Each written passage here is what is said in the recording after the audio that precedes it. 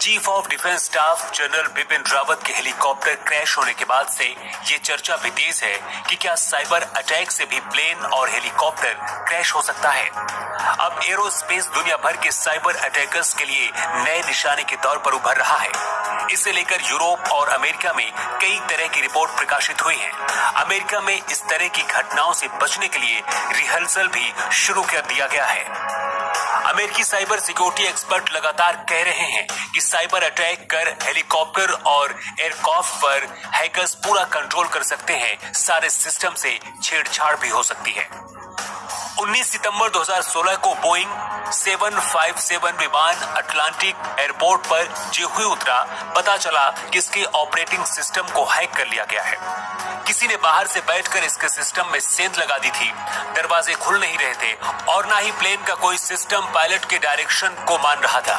Cockpit में बैठे pilot और यात्रियों के दम फूल गए थे कि आखिर ये क्या हो गया।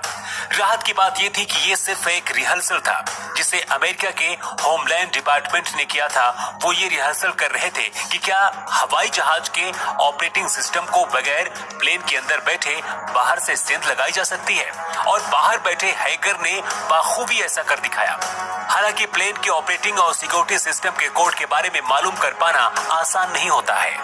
2019 में US department of homeland security के एयरक्राफ्ट और हेलीकॉप्टर्स पायलट के लिए अलर्ट जारी किया था, जिसमें कहा गया था कि फ्लाइट्स का सिस्टम हैक करके हैकर्स बड़ा नुकसान कर सकते हैं। सिस्टम की सिक्योरिटी बेहतर करने के सुझाव दिए थे। अक्टूबर 2020 में एक ब्रिटिश रिपोर्ट आई थी कि साइबर आतंकवादी हेलीकॉप्टर्स और प्लेन के ऑनबोर्ड कंप्यूटर सिस्टम पर सेंध लगा सकते हैं, और ये खतरा इतना बड़ा है कि वो अगर सफल हो गए तो किसी भी प्लेन या हेलीकॉप्टर को क्रैश करा सकते हैं। इस रिपोर्ट के बाद ब्रिटेन के अधिकारियों ने माना कि साइबर आतंकी बगैर विमान में आए सॉफ्टवेयर वायरस, कंप्यूटर प्रोग्राम और ईमेल के जरिए पैसेंजर प्लेन या फिर हेलीकॉप्टर के सिस्टम में सेंध लगा सकते हैं।